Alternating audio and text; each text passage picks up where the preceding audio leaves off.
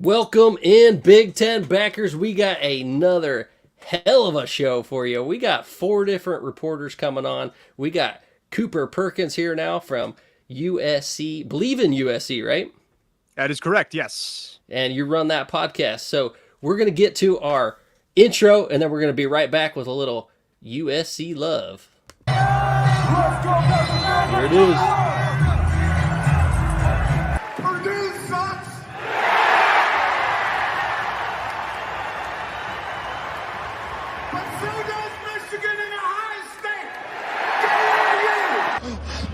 Love you, man. I'd like to know where Lou Holtz is right now. This is a tough team right here. We're proud to be from Ohio, and it's always been Ohio against the world. Who taught you how to fight?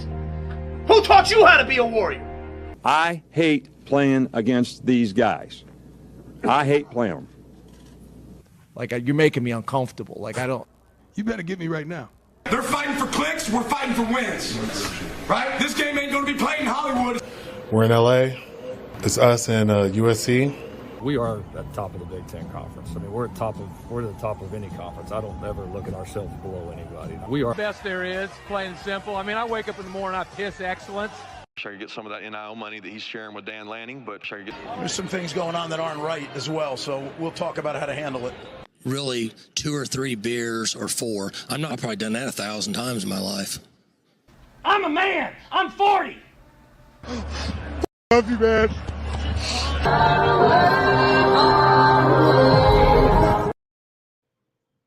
All right, and we are back. This is Coop's show, man. Can I call you Coop? Yeah, by all means, go ahead. All right, USC, Bleav in USC. Tell us about your podcast, how long you've been doing it, and if you have any special connection to USC. Yeah, so I guess I'll start with the last question you had there. Special connection to USC. I'm a 2016 SC grad and grew up in an all USC family. So we're 3 generations deep of Trojans, which I think most folks find pretty obnoxious, but I think it makes me uniquely qualified to talk about, bleeding Cardinal and gold, so to speak. But podcast is about 6 months in. We're just picking up steam. Terrell Thomas, former second-round pick in the NFL and all Pac-12 pick at USC, has just come on as a co-host. So we also get great visits from Luca Evans, who's from the Southern California News Group, kind of lead beat reporter for USC, along with a host of kind of classic Trojans, a rotating cast of people. So it's a fun show. If you like USC, you remember the Pete Carroll days and have that nostalgia connection, and it's a great show for you for sure. Heck yeah, man. That sounds awesome. Sounds like a good time. Getting started. You're 6 months in, you said? Yeah, about 6 months, but I mean, who cares about the off season? Frankly, I mean, we Exactly. get ourselves through the off season, but when football season comes around, that's when everyone dials in. That's right. It's starting to pick up steam now, so everyone go check it out. If you haven't already, you're a USC fan, or you just want to know more about some Big Ten brethren, go check it out. All right. Now, we got to get into the show. USC. Everyone was, kind of down on them to start the year because of the defense, but they've turned it around. D'Anton Lynn. How have things changed with D'Anton Lynn in the house? It's actually so silly because it's so simple, the things that are different, right? What it comes down to is really 2 pieces here. The first is that the defense clearly knows how to line up in the correct places. It knows what it's trying to accomplish.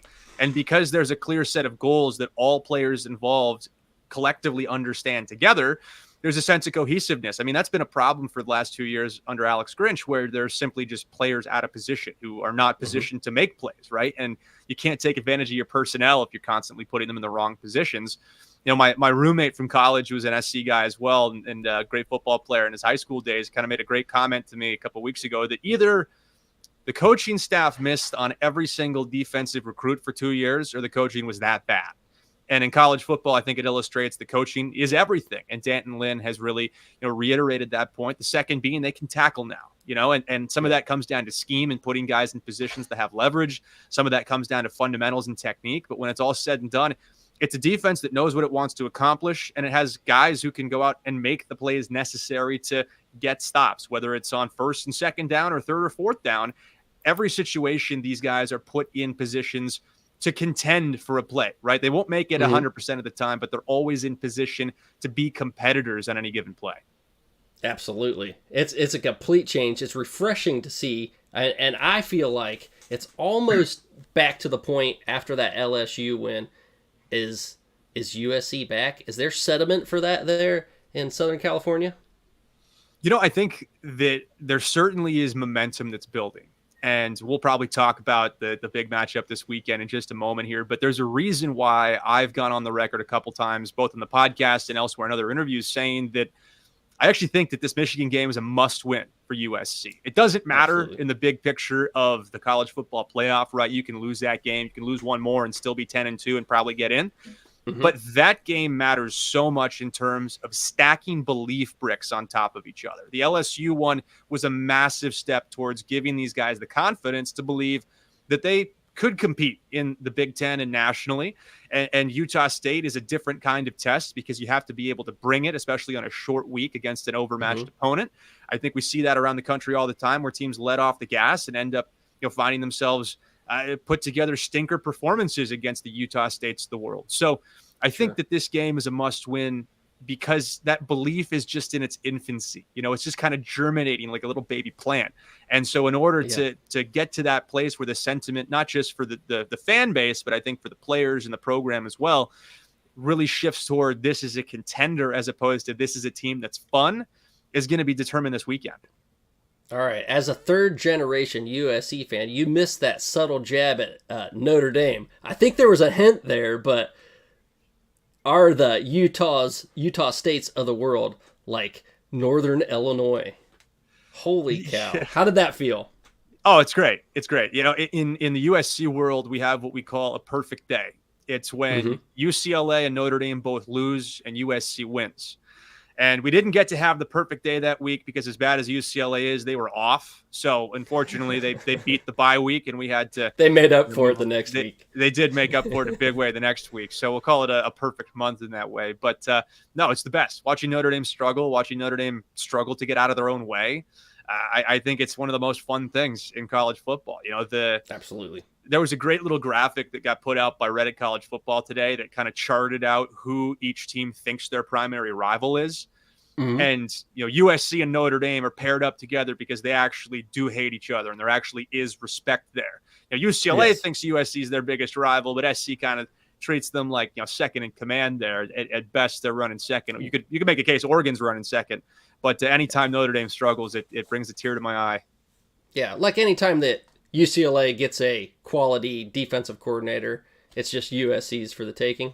Absolutely. That's how it should be. I mean, their team is the minor leagues. That's how we're trying to set it up these days. That's right. All right, well, let's get a little look at the schedule. So originally we put out a schedule. We predicted 8-4. Things are changing for some of these schedules now. At first, we thought LSU was that loss. They got that win at LSU, and boy, oh boy, did we change our minds about what we think about USC. From out of the gates, things have changed. Utah State, the win. Now you're going up to Michigan, and Wisconsin's on the docket too, which Wisconsin will take off the radar for now. Chalk that up as a win just for today. But you still got Penn State. You got Rutgers, who is kind of a returning program back to Shiano's old days being there. You got Washington, who maybe is struggling, but Nebraska's changed that schedule a little bit, and then Notre Dame. So out of those, what are your biggest concerns? So the way I look at it is that 10-2 is the number that needs to be reached, right? That's like the magic number in terms of being there in that 10 to 15 ranking and being a serious contender for the college football playoff. Yes. So what that means is there are 4 games left on the schedule, as far as I'm concerned, that will dictate whether they get to 10-2 or not. Those games are Penn State, Nebraska, Notre Dame, and Michigan. So I'm not super concerned about Rutgers. That's a Friday night game at 8:00 West Coast time that they're going to travel 2,500 miles for. Road games on a weekday is a tough ask if you don't have to travel that far. I just can't see Rutgers winning that game. But originally, I thought Washington was probably that concerned team. Now Nebraska's taken that place. So if you look at those 4 games, if you take care of business in the other 8, which is often a big if, and I think remains a big if, Wisconsin, while their quarterback situation is definitely a problem, Minnesota, these are teams that can beat you, even though they shouldn't beat you, So I look at it as there are 4 games that are going to dictate whether or not this team has a serious shot at making the college football playoff. And if you beat Michigan this weekend, I like your chances to go 1-2 in the other 3. I think that's a pretty good bet. So I think it just continues to build on my point that this weekend is so much more important than just USC's a 5-point favorite on the road. Just that, Michigan's reeling and USC looks good. It has so much more consequence to it. And absolutely, going into the season, my thought was that the majority percentage, probably about 60%, they were going to start 2-1. I was very confident and high on this defensive coaching staff. I took the changes seriously in a way that I don't think the national media did, and I think we were proven right at the podcast. But I gave it about a 5% chance that they start 3-0 because I think my expectations for Michigan were in line with everyone's expectations for Michigan. Absolutely. Now you have an opportunity to realistically start 3-0, and it changes the calculus and the whole rest of the schedule. Now you got to win 8 games you're supposed to win, and you got to win 1 out of the 3. And of those 3, all of them are at home. So, if you steal the 1 road game of your 4 tough ones, you have to be pretty optimistic about making that 10-2 mark. All right. So we got to get into the big one. It starts this weekend. We got USC going to Michigan. This is our MidwestCornFest Game of the Week. Number 11 USC at number 18 Michigan. Now Michigan's been dropping. They, like you said, haven't been the team we all projected them to be. One of the number 1 defenses in the nation, the number 1 defense in the nation last year, and projected to be the same this year. Now it hasn't fallen that way with their schedule's one of the big things, having Texas already, and Fresno State, as you probably know, is a decent team as well. But what about this USC matchup with Michigan favors the Trojans? I think that there is a real opportunity here to exploit Michigan's offense in a way that I think few coordinators are capable of doing, because D'Anton Lynn has a really great track record against running quarterbacks. And Michigan gave him a gift this week by announcing early in the week that Alex Orji was going to be their starting quarterback. And I think everyone expects that he's going to get the majority, if not all, the snaps at that position. So if I'm USC, I feel really good about playing a one-dimensional offense. I think our defensive line at USC has been a revelation. It was interesting because they tried to go out and get a few reinforcements in the transfer portal. They struck out and ultimately decided that, we're going to roll with what we got, and we like what we got. And those guys have developed really nicely, especially under Eric Henderson, the former defensive line coach of the Rams, who helped Aaron Donald become a Hall of Famer. So you got great development there. On the other side of the football, like Michigan's defense is still as good as advertised. I think Texas just exploited them in a way that teams couldn't exploit them last year because they were deeper. I think the top level of this Michigan defense, while it maybe not, it hasn't performed to that level statistically, I still think they're that guy. Those dudes are still that guy. All of them are still great. Mason Graham still a top 5 pick. Will Johnson still awesome in the secondary. So these guys still will make you pay for mistakes. I think for USC, you like your chances that Michigan's going to make more mistakes than you will, just based on what Alex Orji's put on tape and what Miller Moss has put on tape. But I think there's some key matchups that are going to swing this game, and most of them are going to be in the trenches. Absolutely. And that defensive line is huge. I don't have the numbers on that, but I remember seeing the videos and those guys passing by, hitting that goalpost, and I was like, man, oh man, this is an NFL defensive line. Yeah, I mean, they put on 1,400 pounds as a team in the offseason. Like, that weight had to go somewhere, right? And most of it went to the guys up front. So, credit to the strength and conditioning staff, because they got their marching orders: get bigger, get stronger, be ready for the Big Ten. And we're going to get our second major data point this weekend, because they passed test number 1 against LSU, obviously, but it's still a little bit too early to say that they've arrived. I think that this weekend is going to be a pretty significant revelation in telling us, what's realistic with this USC team. Where are we at? So Michigan is only putting up 23 points per game compared to USC's 37.5. And even against their cupcakes, Michigan's only getting about 30 points per game, 29 to be exact.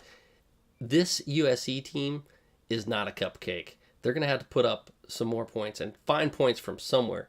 Defensively, Michigan is giving up 19.7 points per game and SC 10. I mean, that's 2 games, so it's a little bit less, like you said, a data point. They need another data point to kind of average it in there. while the competition may favor the Trojans, and that's glaring, because I think LSU, I should actually retract that. It should be the competition's favoring Michigan, because Texas, I believe, is better than LSU, and Fresno State is one of the better of the cupcakes, really. What do you think about, the 2 games that they played and their points they're putting up, what their defense is doing compared to what Michigan is doing? I think with Michigan, they're going to struggle to score because their offense is bad. Just point blank. Their offense, it's kind of like an opener now where we don't really know what we're going to get. We have an idea maybe, but we really don't know for sure. I think what it's going to come down to for Michigan is if they force fewer than 2 turnovers from USC's offense, so 1 or none, they're going to lose the game. They simply will not be able to keep up without capitalizing on Trojan mistakes. And so far, that USC offense has not made many, hardly at all, that are the critical errors, right? They had a fumble against Utah State. They, got away with a couple against LSU. I think we have to be fair when we say that they didn't turn the ball over, but they got away with a few. And if you're Michigan, you need to force at least 2 turnovers to win this game, because they're not going to score 30 points. Michigan's not going to get to 30. Lincoln Riley is 53-1 in his career as a head coach when his defense holds the opponent under 30. So if you're Michigan, the odds are not in your favor if you're going to be held under 30. The only route to 30 is if they're having great field position off of turnovers and USC mistakes, maybe getting a touchdown on defense, maybe a special team score. I mean, Michigan is going to have to win, kind of playing like old school Frank Beamer ball at Virginia Tech. They're going to have to find points outside of their offense, whether that means short fields because of turnovers, taking one back to the house on special teams, something. They're going to need to find a way to just score enough points to keep up. USC is not going to put up a ton. I think their ceiling in this game is 35. I think the likeliest is 28-31. So that's achievable for Michigan, but I still kind of think they're going to need some help to get to that place. Yeah, my opinion really is you're going to see Orji obviously run the ball a lot more. And turnovers were what really made this Michigan offense terrible, for lack of a better word. And they're going to reduce that just with having Orji in there, I do believe. Obviously, he's not going to pass much, but he's a dynamic quarterback. And they need to compensate for their offensive line shortcomings, which is another point where that defensive line for USC is going to stack up against that offensive line that's just been underperforming.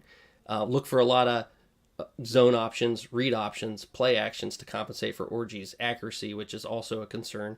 And Colston Loveland, their top receiver, may not even be in the game. He's the one they need to play to make some plays off of that play action. One thing for USC that I'd like to see is more touches by Zachariah Branch, because the dude's dynamic, as you know. Anytime he touches the ball, people are gasping. So with that being said, do you think that there's a way they're going to try to get Zachariah Branch the ball a little more often? I think that they will. I'm curious to see how Lincoln Riley goes about doing that, because the first 2 games he's been, I think, misusing Zachariah Branch. I think he's at his most dangerous in the second level, somewhere between 5 and 15 yards downfield as opposed to the line of scrimmage. I think they've been trying to force the ball into his hands at times, and that's not the right way to use that asset. I think the one thing, though, that's really important to note is that as explosive and as talented and as special as he is, the receiving core as a whole is exceptionally gifted. It's just very young and inexperienced. And so far, they've made mistakes in situations that haven't mattered. I mean, drops were a bit of a problem against Utah State. Those are concentration failures. Those aren't issues of talent or ability. It's simply about concentration and execution. So as much as I think it would be exciting to see Zachariah Branch get the ball between 8 and 12 times, I don't think that's going to happen. I think Miller Moss is going to spread the ball around and continue just taking what the defense gives him, because he trusts the rest of that receiving core so much. Jacoby Lane is a sophomore. He's a tremendous ball skilled, massive player at 6'6". Mekhi Lemon is the yak master, and he's hardly gotten the ball in his hands so far this year. They've started using the tight end in creative ways, which is something that wasn't the case either of Lincoln Riley's first 2 years at USC. So I think part of the value of having Zach Branch is just the threat that he poses by being there. And I don't like to say use him as a decoy or anything like that, but simply having That's to exactly account what for was him. in my head when you said that. Yeah, but simply having to account for him, whether he has the ball in his hands or not, is a great advantage to the offense. So, I think if he's going to make a big play in the game, it's probably going to be on special teams or on a creative way to get him the ball, something on an end around or reverse, something like that. That does get him into space where he's at his most lethal. But I think this is going to be a national coming out party. If USC plays well and wins this game, it's going to be a national coming out party for the rest of the receivers. Someone's going to step up and have a big game in that receiving room, and it's going to shift the conversation about USC from, this is a good team, but we don't know enough about the receivers, to this is a team with a ton of pass catching talent. Absolutely. Hey, we got a lot of people on the hole waiting to get here. So Vegas, give us some of those numbers and let's make a pick. Yeah, I'll say these are some of the most interesting numbers you're going to see in a long time. And I say it often on the show. Vegas rarely makes mistakes. It looks like they made a pretty big one here. I've checked it on multiple places. I needed to be sure about it. Confirmed from multiple sources that this spread started at minus 10.5 in favor of Michigan. You are now seeing USC at -5. So over the course of when this opened, and some books start when it opened a few weeks back. Some started as opposed to Sunday, but that was kind of the consensus or average. So you've actually seen, since lines have been posted to today, about a 15.5 point swing in favor of USC. So USC right now is at -5. The over-under started at 45.5. You've seen that drop 2 points to 43.5. About 54% of the cash at this time is going to USC. And again, that's as of today. So what they're seeing today, about 77% of the cash going to the under. I hear everything you say. I love USC's offense. I think they're going to go into the big house and take care of business. I think the inconsistencies of Michigan's offense really worry me. However, I do think Michigan has one of the best defenses in the country. With that, I would probably go with the cash and go with the under. How about you, Beef? I got to go with, I'm going with USC, laying the points. Give me the Trojans. Fight on. All right. Coop, you want to make a pick? Yeah, no, I'll give you 2 picks here. Okay. This game got to as many as 6.5 points. So it's come back down to 5. Sharp money's looking at Michigan. I think I like Michigan plus the points, but not to win outright. I think USC is going to win this game. I could see it being a 10-point game at some point, and a late touchdown gets that down to 3, or a 2-touchdown game gets it down to just inside that window. But I actually like the over. I think that what was that number, 46.5? 43.5 currently. 43.5. I don't see how that happens. I think if USC plays well, they end up with 31-34. Unless Michigan just completely lays an egg and scores under 10, I don't see how this game doesn't get to 45. I don't think that's a heavy lift. So I'll take the over in Michigan plus the points, but USC to win outright. All right. I like it. All right. Well, thank you very much. Once again, go check out Cooper Perkins' Bleav in USC podcast. He's got some good stuff coming up. Who did you say was your co-host again? We got Terrell Thomas. So he'll be on tomorrow for the first time. Terrell's awesome. One of the great defensive backs under Pete Carroll, and a fun personality who has some great insight, especially on a big game on the road in a wild environment like the Big House. So tune into that one if you're a Big Ten fan, USC, Michigan. Just I think it'll enlighten you a little bit. Hey, you just caused me to go download it now. I'm there. Appreciate it, man. All right. Well, I appreciate you coming on. Hopefully we can have you again in the future, and hopefully after a big win this weekend. All righty, fellas. Anytime. Always happy to come on. Thanks for having me. All right. Take care. Our pleasure, man. That was awesome. Great to have you on. But, hey, we can't mess around. We got people in the waiting room, so come on in. Shannon Griffin, the coach. Let me get this off here because that ain't you. I'm going to give you a little bit of a love for your podcast to get you started. Sorry about the waiting room. It's all right. And there we go. I designed that myself. Hoosier football tailgate, man. It is a year for the Hoosiers. Yeah, you can tell that was done with AI. That one took a little bit of room, so I couldn't stretch it down a little bit. So sorry, No, I can't fit it on while we're all talking. No, but I wanted to give you some love. Thanks for coming on and tell us a little bit about your podcast. Well, I do a twice a week in season podcast for the Bleav network called Hoosier Football Tailgate. Do it twice a week. Mondays is mostly a recap of the Saturday's game, and Thursdays is a preview of the upcoming opponent for this week, which will be UNC Charlotte, the 49ers.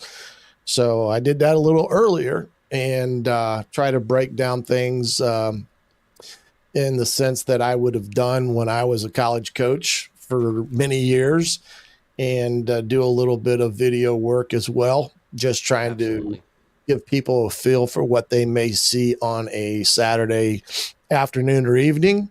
And that's kind of how I have fun nowadays, because I'm always right, never wrong, and I'm undefeated.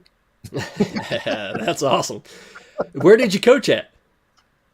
Well, I coached for 28 years. I was at Ball State for 8 years, and then I was a head football coach at a Division III school here in Indiana, Manchester University, from 2003 to 2015 or so. I can't remember. They all start to run together, but moved out of that and started working in fundraising at the higher education level. And I am presently at a small school in Indiana by the name of Hanover College, who was in our conference. And but I was at the Manchester University for 18 years. Ball State played against Hanover. Did you? Yeah. Where were you at? I was at Wittenberg. Oh yeah. Yep. So you're familiar with the Midwest area, I guess you could say, but yeah, but I've been doing fundraising here, so I ask people for money. So if you keep me on too long, I might be asking you for some money. Hey man, that's par for the course with anything these days. Everyone needs that money. So that's my day job. It usually gets in the way of putting content together, but hey, we all got to find time, pay the bills. So we got to ask you, what is the vibe in Bloomington with Curt Cignetti, and is there real hype for Curt Cignetti and what he's going to do to transform this Hoosiers program? Well, Curt's background has really lended itself to what he's doing at Indiana and his years of experience, having served first under Nick Saban as a part of Nick Saban's first staff at Alabama, and he was the recruiting coordinator. So you got to see how things work from the ground up. But he did something that very few Division I coaches do, especially those that are at an Alabamas of the world. He took a Division II head coaching job in the Pennsylvania State Athletic Conference at the University of Indiana, Pennsylvania, which had some ties to his family. His father, who's I would call him a legendary college coach. He coached there for a number of years. His dad was once the head coach at, I believe, West Virginia a number of years ago, but he kind of followed in his dad's footsteps there to get head coaching experience. He wasn't going to just wait around and take any job. He wanted a job that he felt that he could have the good chance of winning at. He saw his dad do it, so he took that job, and then he was there for, I think, about 10 seasons, if memory serves me correct. But he moved on to Elon after that and took a team that was previously 3-8 the previous year and had a number of years of non-success. And first year turned him around and was 8-1 and played in the championship game against James Madison that year. And so after that game, he actually took over the James Madison job. And in the short 2 years there, he had him, James Madison was the darlings of college football a year ago, because here they were transitioning from the football champion division to NCAA Division I and ranked 25th in the country, but they weren't going to be able to go to a bowl game because they were in their year of transition. But because there were so few bowl teams, his success there, ultimately, the NCAA rescinded that rule and allowed them to take a bowl bid. Now, unfortunately, he didn't get to coach in it because that's where Indiana stepped in and took him away from James Madison, paid him pretty good money.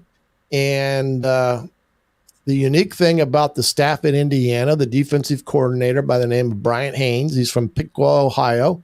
He's also a Ball State grad, was a heck of a linebacker at Ball State in the early 2000s, I believe it was. And he had been in the NFL, but he had some back injuries. And I hired him as a D-line coach in his first college job out of Ball State.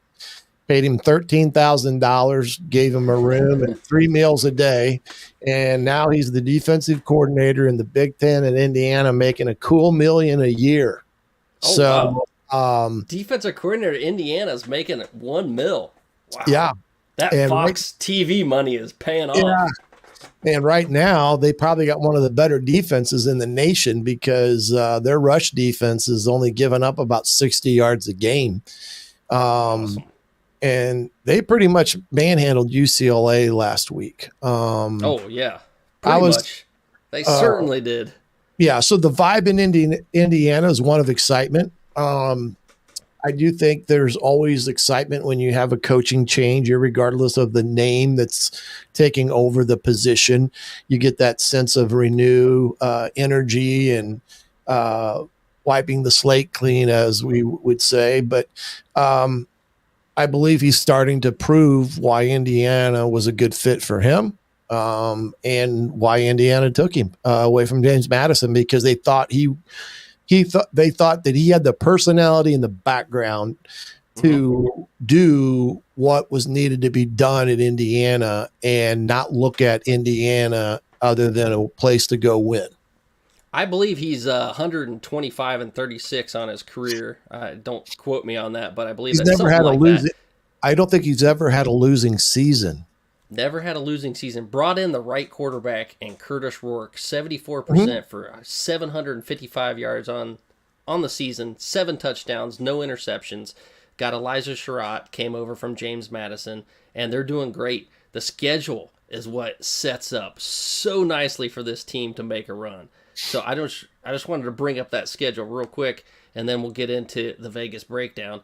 But look at that schedule. I mean, we had them going 4-8, and they're already past that. I mean, they're on their way, right? If they get this win this season, they got the 4 wins, right? Wow. Yeah. What a season. Right. They go into Saturday 3-0 against UNC Charlotte, who is 1-2 on the year. And then after that, they have Maryland. They start, the Big Ten is in full swing. They have Maryland and Northwestern back to back. But the unique thing of those 2 games is, and this is something I'm trying to confirm here, but from what I saw of it, I believe Maryland and Northwestern both have a bye week prior to playing Indiana. Oh, wow. So those 2 teams will essentially have 2 weeks to prepare for Indiana. And that's very unique that you'd find 2 teams back to back that would have a bye prior to playing an opponent. So while Indiana has 8 home games on the year, they've got a real chance, if things can go and fall into place, heading into Nebraska being at 6-0 and a bye prior to playing Nebraska. And so they've, now their schedule will pick up in competitiveness and earnest right after those games, of course. And you get right into the thick. That's already, hey, that's a bowl game. That's what you want in that first year. Right. And things have changed this year a little bit. We're getting out of the old bowl mentality nowadays in the Big Ten, and you want to be one of the top 12 programs in the country. Absolutely. With an opportunity to get in the college playoffs. And there's,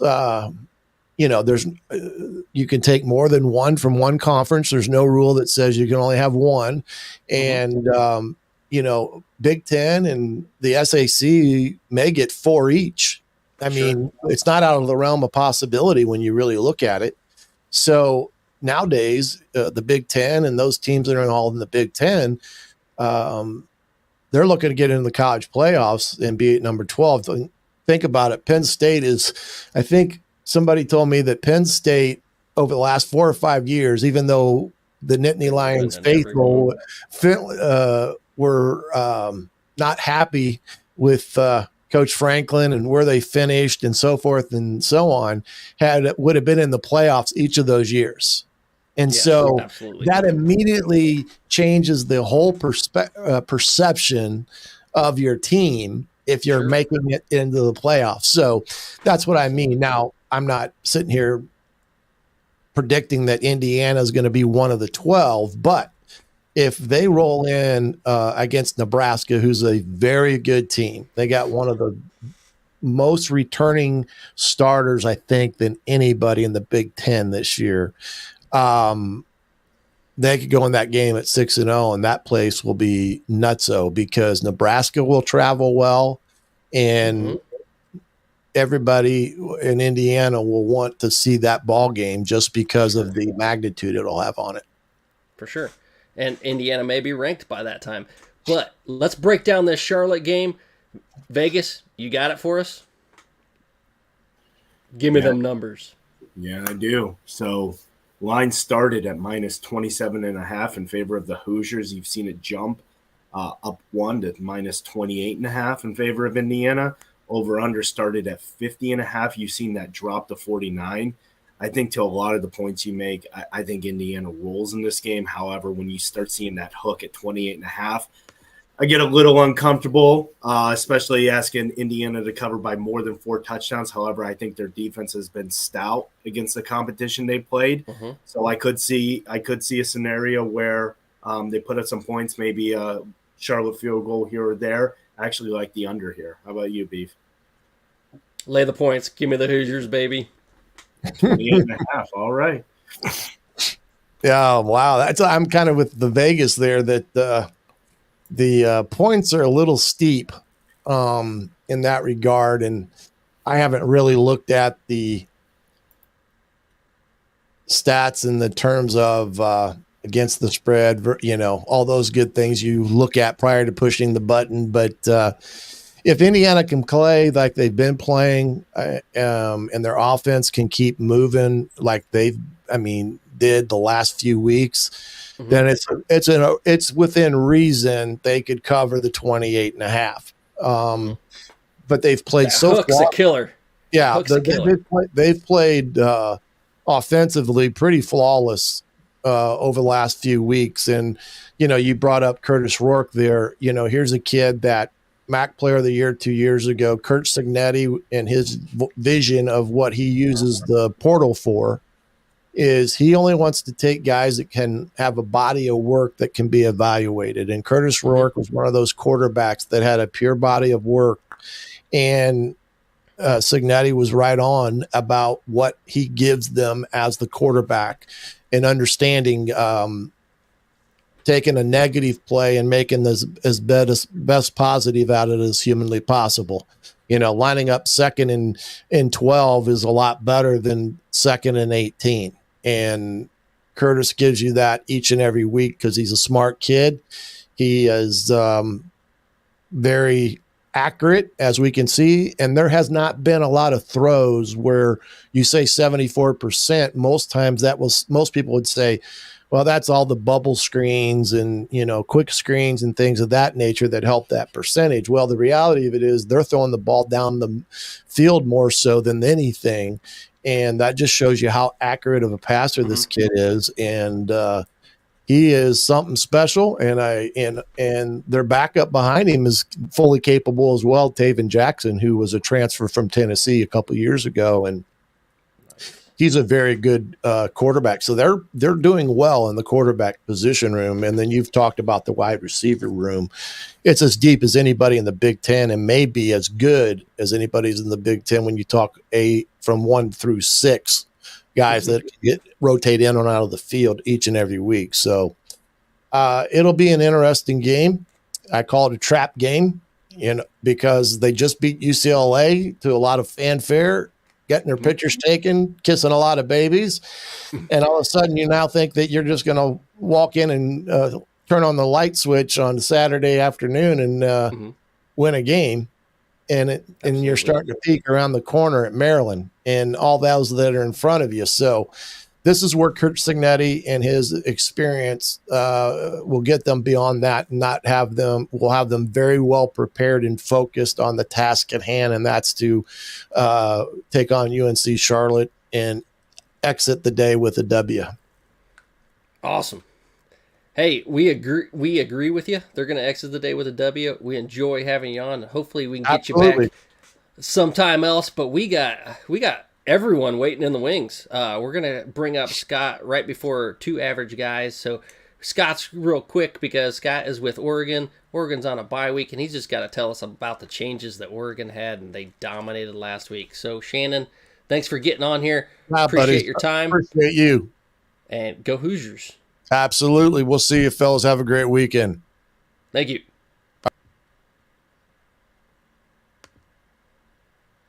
Sorry about waiting for all of you. And I know two average guys, we got a long conversation with you. So the rule aid's going to be pouring deep. So hold on just a second because we got to talk to you for a little while. Scott's going to be quick and dirty. Scott, sorry about your time, but tell us about the changes in that game. What happened with Oregon, their offensive line, the domination that they came out with? They started that in the second half of the BSU game, Boise State game, and they brought in Nishad Strother at guard and moved Pancho Lalaulu back over to center, which is where his more natural position is. That's where he belongs.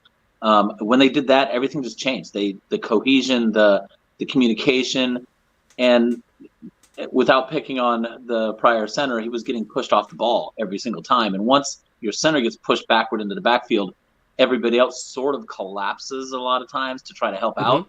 And the pocket would fall apart as soon as the center got blown off the ball. So they had to make the change. They did. I jokingly said it's what we used to call gamers when I played. It's some guys just don't practice good, right? Sure. And some guys practice out of their mind, and you think, wow, that guy looks like an All-American, and you get him in the game, and things change. And I think this was turn the lights on. Move. Yeah. Turn the lights on, and things changed, and it was a good move. The other thing that happened is the defense in the second half. I don't know if you saw it. They held Oregon State to 91 yards in the second half, 8 carries for 15 yards rushing, and just completely changed the tone on the other side of the ball as well. Because the first half, Oregon State was controlling the clock, trying to slow down the game, keep Oregon off the field. I think they had like 21, some ungodly number of minutes of possession in the first half, and yet still trailed. So that ability to kind of flip the switch on the defensive line as well kind of made a big difference for everything to turn around. And how much of that was the offense being explosive and how much it was the defense changing a little bit? I think it was a little of both. Yeah, complementary football. And it's always starts in the trenches. You can make an average quarterback, an average running back look good if you're blocking great up front. And the same thing with an average linebacker. If you're pushing guys back on the defensive line, getting some pressure, you can make linebackers and you can make DBs look good just by having a great defensive line. So it's nice to see that Oregon has turned that around and really what we expected all along, that they'd eventually push up to the top, rise to the cream of the crop, and then be one of the better teams in the Big Ten and in the nation. And we'll be fair here. I'm not sure that Oregon State was the best team that Oregon's played this year. So we're going to see a little bit more, not UCLA, but we'll start seeing more when they get to when they play Michigan State on Friday night, and then get into the meat of the schedule, right, with Ohio State the following week. Boise State was probably the better team than Oregon State right now. If you looked at the way they played and the fact that they have Heisman caliber running back, Idaho, they've gone on to win their next 2 games after that, and without their starting quarterback, they're still winning games. So sure. Those probably were really good teams, and I think they just played out of their minds to the top of their game, and Oregon played a little bit down and made those games closer than they had to be. But I'm not sure Oregon State is at that level right now. Just they got decimated by transfer portal, their coach moving to Michigan State, things like that. So it's going to be interesting to see how they respond. So you talked to Oregon State, you talked to Michigan State. Michigan State has Oregon State's old coach, Jonathan Smith. You're familiar with him. Do you give them a chance going to Boston College, who was just ranked, played great against Missouri? Do you see Michigan State being able to hang in Boston College? Chestnut Hill, yes. I Bleav it is. Hang, yes. Do I think they're going to win? No. I think the spread's 6.5 on that one. I think that's about right. I think it's a 7 to 10 point game. So do I think they'll hang for, say, 3/4? Yes. Do I think they're going to be able to outlast Boston College? No. I think Boston College is better. They're a really good team this year. Absolutely. Michigan State's trying to throw in a fairly inexperienced quarterback as their starter with Aiden Childs. Tons of talent, not a lot of experience. And I think, they lost a lot to the transfer portal as well, and they're kind of in that first year of a Jonathan Smith, and he's never been one for the quick first-year turnaround. It's going to take 3 or 4 years to really have that team where he wants them to be. They'll get there. He's a good coach. I just don't think they're going to go in Boston College and win this weekend. Yes. Well, hopefully we won't have to have you on after the UCLA game, because if we do, that means Oregon played badly again. But we'll have you back getting ready for that big showdown. Or maybe they score 69 points and you want to have them back and talk about how the heck did they almost score 70. How explosive it was. A record score against UCLA. I don't know what the record Oregon's ever put up against UCLA, but that's something we should probably look into. They've put up 63 against UCLA. 63? Yeah. They did that in the record was, Chip Kelly era. I think the record was it Portland State? They scored 81 against Portland State last year. Yeah. 81, yeah. Wow. Goodness. I do want to point out, Bleav, last week you did pick the Beavers to cover.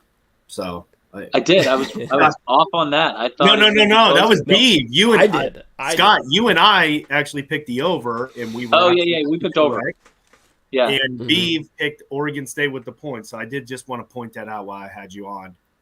There was a trend coming, man, and I missed the boat on that one. I actually picked it right at the spread. I didn't think it was going to be the 49-14. I just didn't until I saw it. It's one of those things where I'm in that mode of you got to show me that you can do that before I'm going to say you can do it. The first 2 games I'd be cautious. Yeah, that's why you play the over-unders when you're not sure. You play the small over. And that's exactly where I should have gone with that. But I just thought the Beavers would give them a game. I thought it was going to take another week of that offensive line gelling before they could get it together.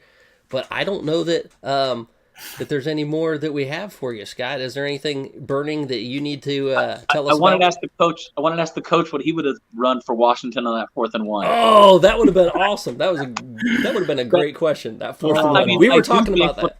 What I would have run, and I don't know the personnel well, but I think on their left side they had they had 2 wide receivers and a tight end in kind of a trip formation. I'd have probably taken the slot receiver and run him post up to the corner, taking the outside receiver to a quick and then out towards the kind of pylon and do the like fake a pick? pitch. Well, so you do the fake pitch to the opposite side. You get those guys flowing like you wanted to with the option by doing a fake pitch, and then you roll Will Rogers out there and you give him 3 levels. You give him the first guy at the corner pylon, the second guy at the deep pylon, and the tight end kind of hanging out there and filling the gap. You give 3 levels, and it's an RPO at that point on the wide side. I think they got confused by the slant and thought, they're all slanting hard to that side. Let's go opposite. Yeah. It's too easy for a guy on a slant to read the center's cues and the guard's cues and know, this play's not going to that side and just adjust. It's too easy. You had the personnel advantage on the other side. You had numbers. And it was stacked. If anyone's wanting to look at that, go look at Scott Reed. Look at it's Ducks Sports Authority. Go look at that picture that you posted and circled all those defenders lined up on that, which would have been the offensive right-hand side of the ball, the short side of the field. They ran a short side of the field, stacked with players on that side defensively. Yeah, they had the numbers advantage, and they took advantage of it. And absolutely. It was too easy on the boundary side when you've got a numbers advantage to stop a play. Oh, man. That killed me seeing that. I almost threw my remote at the TV, and I'm not even a Washington fan. I was a strength coach, so don't quote me on the play calling, but I didn't like that play call. I thought an RPO to the opposite side where you have 3 levels to throw to and/or run, depending on this. I think that's just a better play there. Yeah, I mean, honestly, like a fake pitch with a counter. They only had one back in the play, if I recall correctly, so that They wouldn't did. work So either.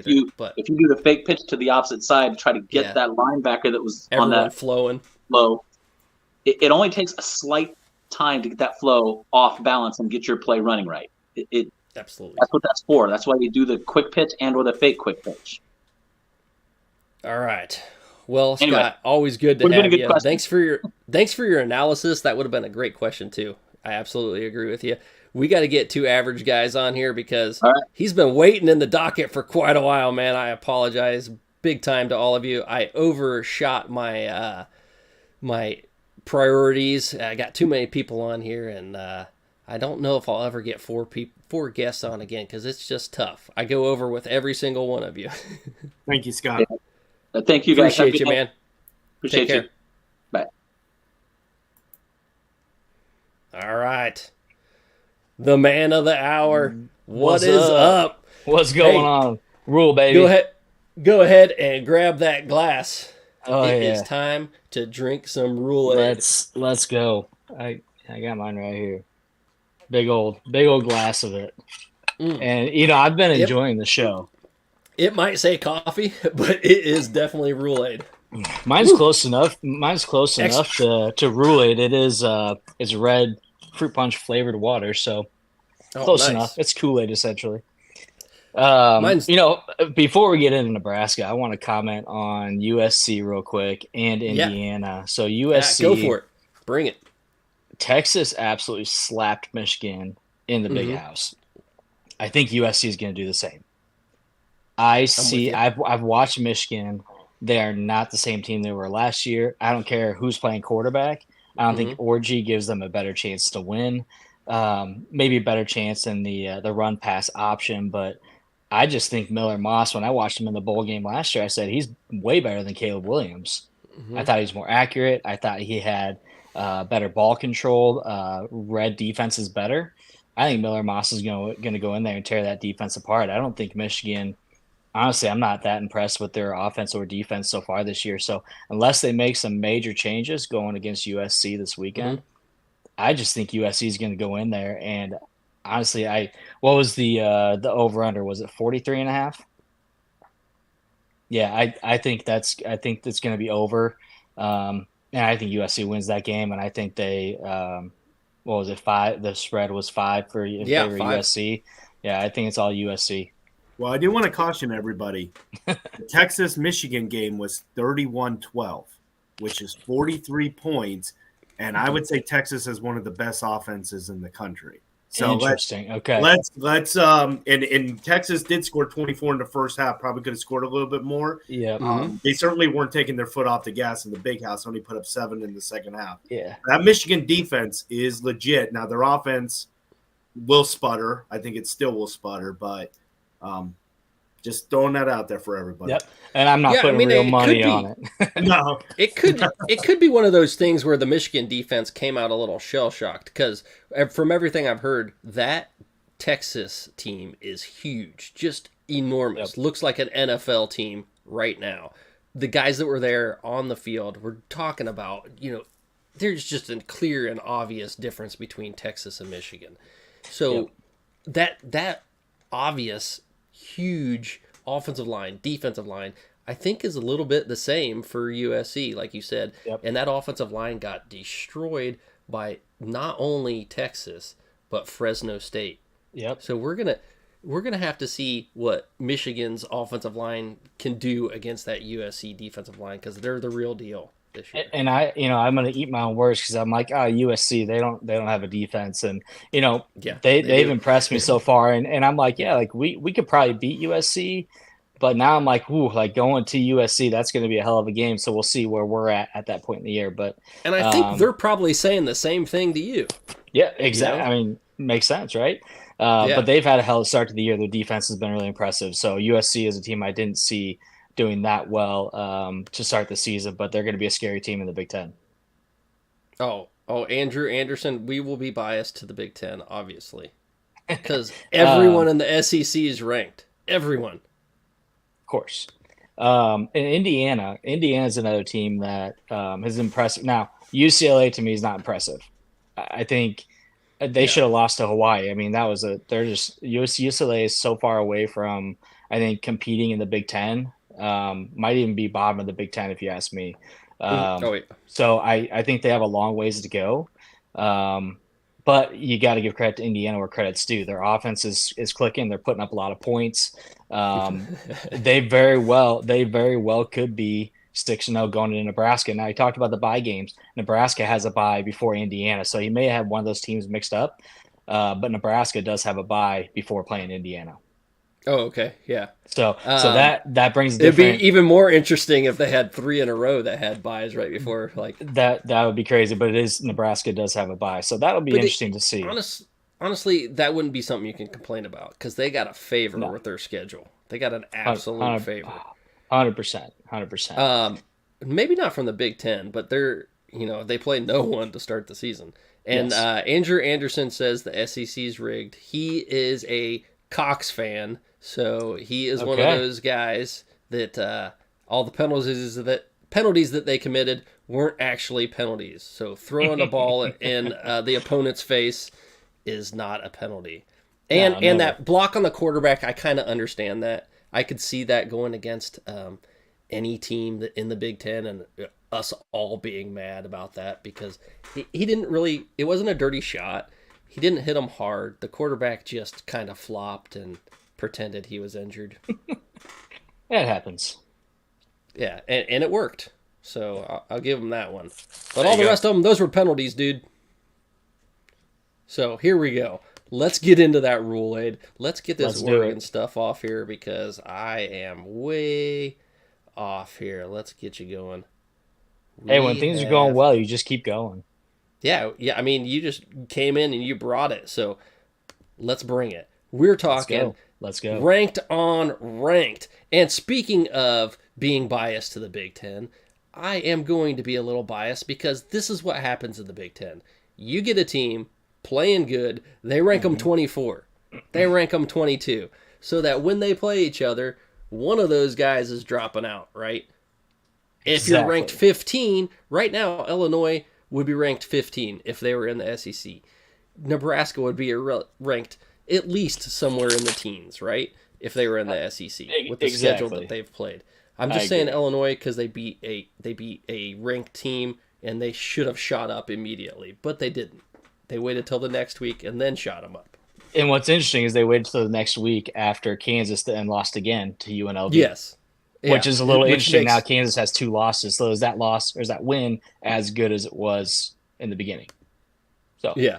It doesn't seem as good now, and now they're ranked. For what reason? I don't know. It doesn't make a whole lot of sense to me. But one of these teams is not going to be ranked following Friday night. Illinois, number 24, against number 22, the Huskers.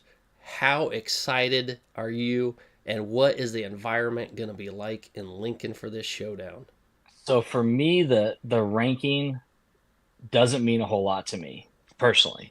It does, first time, I think, I heard someone say since 2010, it's been, maybe it was a Friday night game, whatever, but, playing Illinois is one of those teams where you just never really know what they're going to bring to the table. They got Brett Bielema now, going to his 4th year. We beat them last year, Friday night, Champaign, 20-7.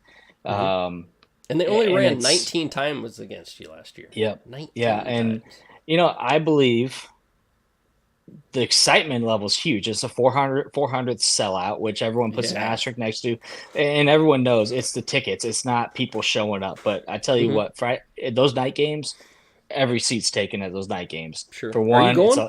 Nah, I'm not going. Okay. Friday nights are tough, man, especially when you got kids. Sure. But under the lights, the light show for one thing is amazing. Night games there are amazing. All the tailgating, they shut down classes for Friday, so it's teachers have a few things to do, but no kids are going to classes. So there's going to be partying going on all day. The crowd's going to be crazy. And what's great is the Illinois fans that come are going to enjoy their time too, because we don't hate Illinois. So they're going to be able to come and enjoy their time with Husker fans at tailgate. And so I think the atmosphere is going to be wild. And And it just, I mean, the crowd there is always crazy. It's always fun. It's enjoyable. The crowd's been electric every game so far. And again, 4 home games in a row is kind of crazy too. So we get that. To me, that's an advantage going into our 4th home game, not having a road game yet. So I think the crowd's going to be electric. I think there's a lot of excitement just because, yes, it is 2 ranked teams, but the fact that Nebraska is finally winning, we haven't been 3-0 since 2016. That was Mike Riley's 2nd year. And I think we went 9-3 that year, and we had a very favorable schedule. We had a pretty good team. We all know what we did his first year and his 3rd year, but I was going to say that 9-3 was from Pinelli. Yeah, it's kind of crazy, Pelini. So it's Pelini, sorry. Yeah, no, that's right. So I think there's a lot of excitement because we are winning, and we're winning without having to really do anything in the second half so far. So that excitement alone, I think, gives people hope. But there's also a lot of reservation. Like, we can't get too excited because we know as Husker fans what happens when we get too excited, then we lose. And so it's all superstition, It's superstition, and I'm not one of those people. I go all in or all out, and I'm all in, man. I think I said it on one of your on a comment that I think we win by 2 scores, whether that's 10 or 13 or 14.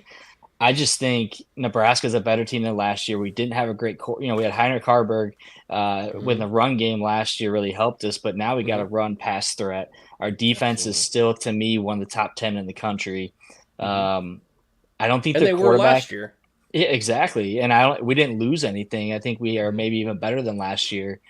And I also don't think Illinois quarterback is going to be able to withstand the pressure that we're going to be able to put. We haven't done a lot of blitzing this year. Our first 3 games, we're rushing 3-4 guys. We're not bringing our linebackers, not doing a safety or corner blitz. I think once we start bringing those blitz packages, so. And that's why. But not a lot of sacks. A lot of pressure from our 3-4 main rushes. So once we start getting those blitzes going, which I assume we're going to do against Illinois, I think we're going to be big time trouble in the backfield. And we had 6 sacks against Colorado. And again, that was a lot of 3-4 man rushes without the line. And again, not a lot of blitzes in that game either. It was just our guys outpowered that offensive line. Well, to be honest with you, it is an offensive line at Colorado where they just give sacks away like it's candy. They do. They don't like to protect not so much this year, not as much this year, but last year that was all that Sador could handle. I mean, we got 7 on him last year and 5 on Shador this year, 1 on the backup. Wow. So yeah, I think our defensive line is, we got a lot of returning guys as I Bleav Steve said. So our returning defense, or Shannon, sorry, our returning defense is just stout, and our defensive line is ready to just absolutely pound cement with these guys. Yeah, and the defense looked elite so far, particularly the run defense. And some are going to complain about the competition, and to be fair, that's true. I mean, Colorado doesn't exactly open up holes like there's some man with a magnum on. No. They were playing, and the rest were UTEP and Northern Iowa. So honestly, we don't really know exactly what they can do, but they were good last year, like you said, top 10 in the nation in almost every category. But how does this defense match up against Illinois? Brett Bielema is known to have those big hogs up front, like he did at Wisconsin. And Illinois, he's starting to do it, but I think it's a little harder to do. They have a huge running back in Caden Fagan, 6'3", 250 pounds. He's had 3 touchdowns on the year, but only really had 173 yards on the season. The dude sounds scary when you look at his measurables, but the production's just really not there. But what has been there more is Luke Altmaier, 69% passer, 6 touchdowns, no interception. And he's going to have to be the man that beats you. And his main man, Pat Bryant, snagged 4 of those 6 touchdowns from Luke Altmaier. So they're going to have to do it in the passing game. Now, where does Nebraska stack up in their DBs in the passing game, their passing defense? I mean, I think we got one of the best DBs in the country in Hill, and Tommy Hill. And Tommy with an eye. Tommy with an eye, and I think that's a big thing in Nebraska country. You got to get the eyes right with Tommy's. They're going to stay away from him. I think Travis Hunter had 110 yards, 10 catches. And again, he talked but he did that against Nebraska, and it's like, Yeah, that's great, but we held you to no touchdowns, and congratulations on 110 yards. And for being touted as one of the best wide receivers in the country, Tommy shut him down, and I had a feeling that was going to happen. But I also think we have other guys that are going to step up and do a lot of work. And again, our defense, I think our linebackers are going to be able to get a lot of pressure on the quarterback, and that's where Altmaier, I think, is going to. My hope is that's where he's going to struggle, is with the pressure coming at him and us getting to him. But we got to get him early. We can't wait. We're going to have to start getting him early because, he can throw the ball. I'm not too worried about the run game like I am against most teams, but you do a quick slant against most teams, that's pretty hard to cover, and it's the yards after catch, and we got to tackle well. A lot of people weren't happy the way we tackled against Northern Iowa. In the first half, we let them, 16 plays going downfield. We held them to a field goal, which is great for our defense, but we got to tackle early. We got to tackle often and make sure that they're not getting away from us. So I think tackling has probably been the thing we worked on probably most this week. And Illinois has actually been good defensively. They're giving up 277 yards per game, while Nebraska 255. It could end up being a little bit of a defensive battle. Nebraska scoring 34 points per game, fourth in the Big Ten. Illinois is sixth at 32 points per game. We talked about Altmaier, what he can do. In a big game like this, ranked on ranked, or really just any game, really, turnover is the great equalizer. Illinois has a ball hawking defense. They're +8 in the turnover margin, 6 picks, 3 interceptions. Now, this is the turnaround for Nebraska, +3. And I got to give them a round of applause because of last year. It was just atrocious, the turnover margin. They were, I want to say they were -17 in turnover ratio, which, what a turnaround. They had 15 fumbles lost and nine interceptions, I believe, something along that. I think in our first 2 games between Colorado and Minnesota, both those games we had 5 turnovers, if I believe. There were 7 in the first 3 games. I remember that. Yeah, and I remember we had the amount of fumbles. Just again, I think Jeff Sims could have had a NIL deal with Butterfinger. I think that was Sims that had 7 turnovers. He alone probably had 7. Yeah. I mean, Butterfingers. So I think Dylan Raiola is a game changer for us. He has 1 interception on the year. Yeah, and that was it was a battle between 2 guys, and really our receivers should have bowled that ball in. There's no reason you let the guy pull it away from you when you're going down to the ground. And they both had it, and our guy just wasn't strong enough, really. Sorry, all our comments just suddenly populated, so I'm going to try to pull them up here. We got Brandon Snyder saying fight on, and I don't know why it took that long for them to pop up, but they said, "Hey, you beastly men," Alex Bryan. Love it. Alex Bryan, he is part of the Buckeye Bros podcast. Nice. And I put the same one up there again, so let me get to these real quick. Indiana is a lot better than I thought, Alex Bryan. Yeah, they are. 100%. I mean, 3-0 for Indiana is always a good time. The team has looked motivated in a way I've never seen them. Absolutely. They're doing all the little things right. The blocking downfield, the motivation to succeed, the wide receivers blocking, the ball tackling, everyone getting to the ball. It's just impressive.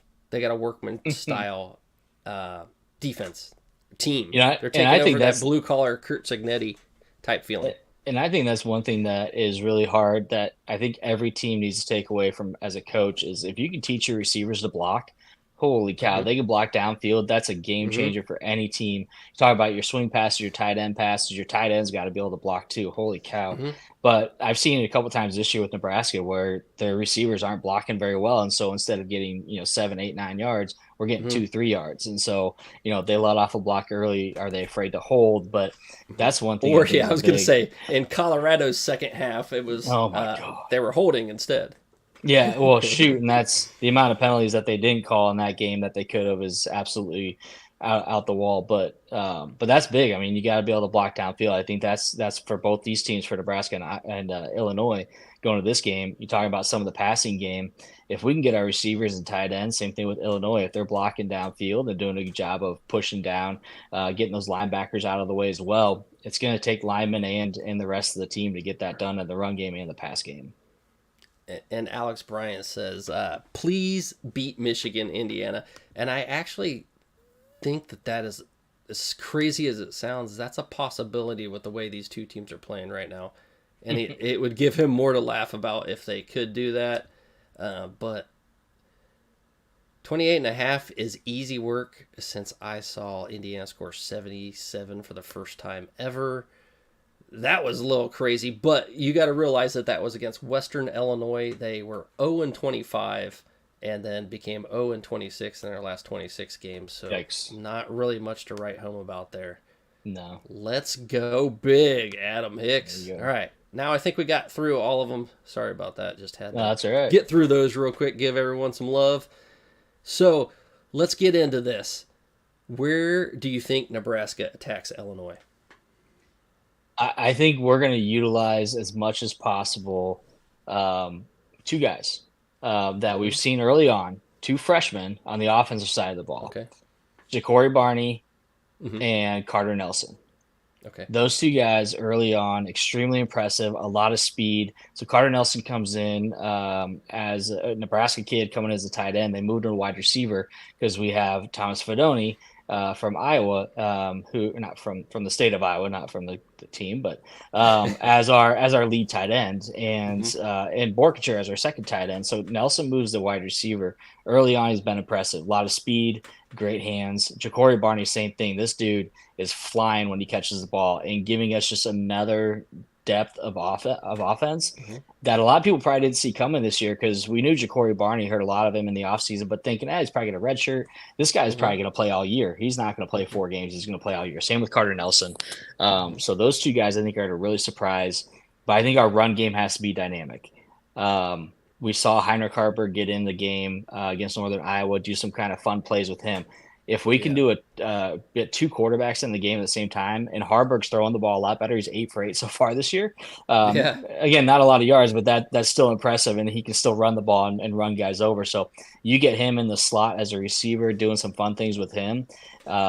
Illinois' got a lot to prepare for because of that dynamic, and it's not just Banks and Lloyd and Isaiah Nair you got to prepare for in the pass game. Now you got to prepare for Harburg, Barney, Nelson, and then our 2 tight ends. So it's a dynamic offense with a quarterback that can outpass. Last year we didn't have a quarterback that could throw the ball. We do this year. So Bleav has got his hands full.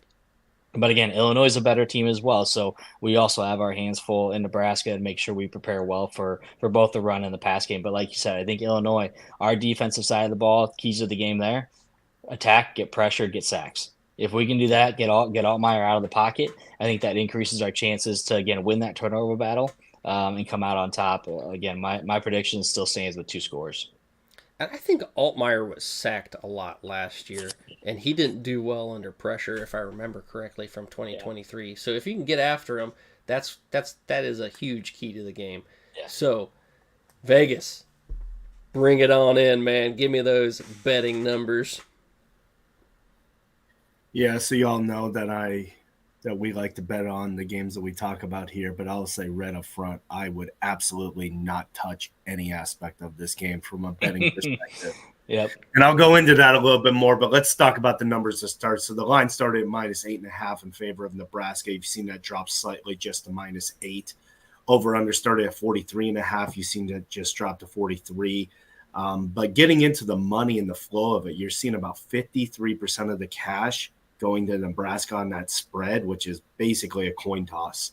You're seeing the over-under at 50-50 in terms of money. So you're not really seeing the betting public, the sharps, or anybody give you any sense or feel on this. And I think when you've broken down the teams and the schedules and everything, both have a middle-of-the-road Big 12 team that they beat. Both have a couple other games, that's fine. If you really break down kind of the team stats, nothing that's really showing up or showing out. I definitely think Nebraska wins this game just because they're at home, and I think they have a little bit of better quarterback play and better coach, and those are what I lean on in games I'm not sure of. However, a 7-point win against Illinois, good win, doesn't cover the spread. So I do think Nebraska wins. If you want to bet this game and be ultra safe, I take the Cornhuskers on the money line, although you're not going to get much action there. So because Bleav makes me pick every game, I'm actually going to go with the under. How about you? Give me those stats again. What's the over-under? 43. I guess I could look up the spreadsheet, but what? No, 43 is the over-under, and Okay. Nebraska's sitting at -8 right now. 43, the over-under, -8. You have a prediction, Matt? I said under. Oh, yeah. No, I'm the other Matt. Yeah, that's right. You know, I think my prediction was like 31-14, 31-17. So I got the over. Again, I'm not a betting man with money, so I got the over, and with it being a two score game, I got Nebraska on points. So that's the way I flow, and that's the roulette kicking in. So 8. That's a tough one for me. And 43, you said? 43, yep. I had to make this pick right because I need to bring stuff back. All right. I'm down. I'm down big on the year. I'm getting better. I'm not down as much as I was week 1, but it's early. Let's see. I mean, that Colorado game was 28-10, right? Favor of the Huskers. Yep. Mm-hmm. Illinois, Kansas, 23-17. So you're seeing, and again, I'm not going to put Kansas and Colorado in this elite category or anything, but middle of the road Big 12 teams. You're seeing the Big 10 teams win, but not putting up a lot of points and not doing a ton. So they're each averaging about 30-some, low 30s a game. 34, 32, yeah. Yeah, so but they each have an FCS school that they've played, so you kind of got to take that with a grain of salt. Sure. Where's the money going? 53% of the cash going to Nebraska, over under 50-50. I have not seen a money flow this tight in a long time around a game. That is very tight. I think it's because you don't really know a whole lot about either team yet. It's just so hard. It's so hard. We haven't really played a second half. I mean, we haven't had to, which rule says it's okay to be boring. Who was it that Kansas got beat to last year? UNLV. Which we are going to talk about later, Bleav. Yeah. So not as bad as they sound. A good team. My brother-in-law's a KU fan. It cracks me up. I was with him when they lost. He was so mad. He'll be happy in March. Don't worry about it. He will. I'm gonna go with the over. All right. Okay. Got you down. Well, Matt. Yes. Two Average Guys Podcast. Everyone go check it out, man. Let's go. You guys have been having some fun. 10-year anniversary, huh? 10 years, yep. 10 years this year, 10th football season. So, we've been through only one winning season. So we need another one. We need another one. It's time. It is time to pick we it need up. We need a bowl game. We need a winning season. Let's get both those this year.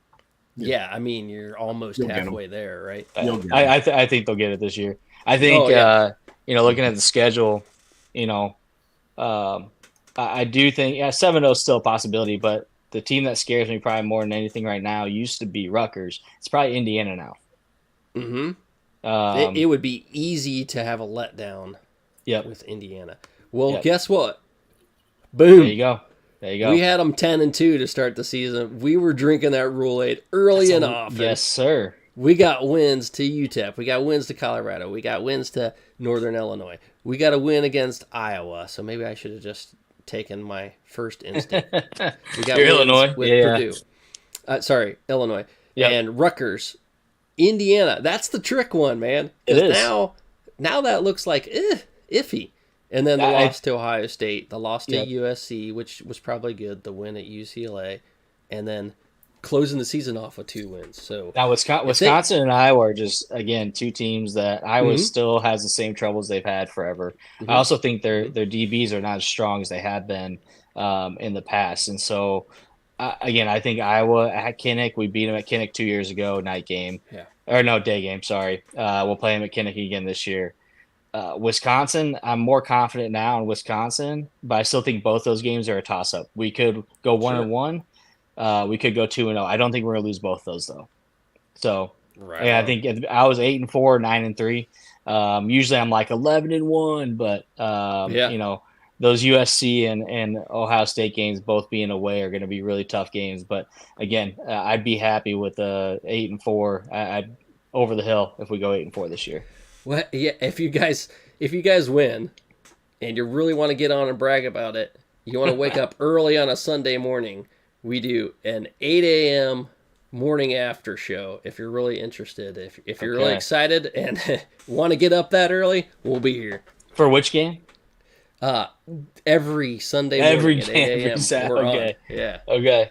So because our host, who can't be here obviously on Thursday nights because he is overseas, so it's 14 hours different. So that was the only time we could really get together. So we do the morning after pill and bring it to you. There you go. Sounds fantastic. Well, yeah, if I can ever get on one of those, I will. But I'm excited about this season. I'm excited about Friday night. And then Saturday, I just get to chill and watch all the games on Saturday. So that's true. Yeah, you don't have to worry about your game. You can just catch everything. And hopefully it's a happy weekend and we get a W on Friday night.